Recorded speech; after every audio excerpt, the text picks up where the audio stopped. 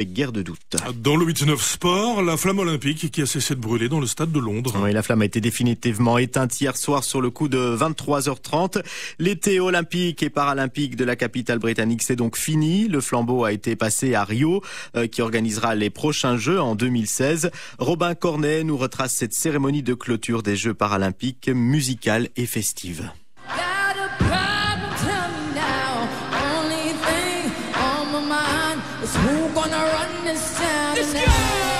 La musique une nouvelle fois à l'honneur avec pour clôturer ces Paralympiques Rihanna, Jay-Z et Coldplay partageant la même scène du Stratford Stadium. Une dernière cérémonie haute en couleurs, un univers fantasmagorique, athlètes et artistes handicapés y étaient associés.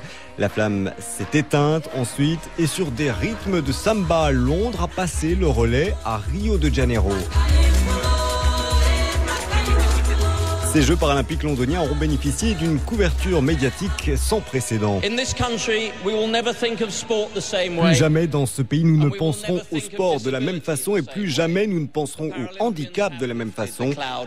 Les Jeux paralympiques ont repoussé, ont levé le nuage des limites, a dit le président du comité qui est lui-même en chaise roulante et pour qui ces Paralympiques ont été les plus grandioses jamais organisés. Le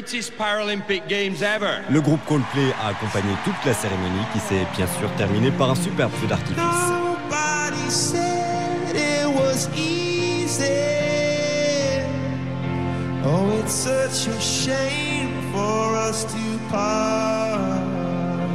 Et sur le plan sportif, ces Jeux paralympiques auront été une réussite pour la délégation belge.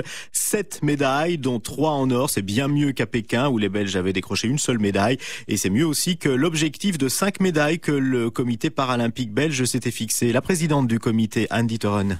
Le travail qu'on a fourni depuis Pékin a vraiment porté déjà ses fruits. On souhaitait des médailles, mais on n'avait pas encore donné les couleurs.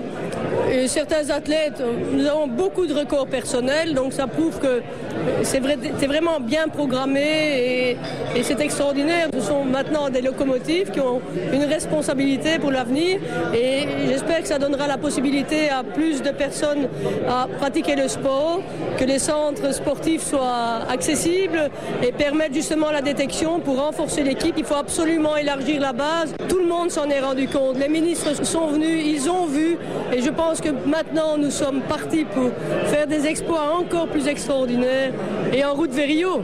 La présidente du comité paralympique belge satisfaite au micro de notre envoyé spécial à Londres, Quentin Volvert, en guerre de doute. Dans le 8-9 sport, la flamme olympique qui a cessé de brûler dans le stade de Londres.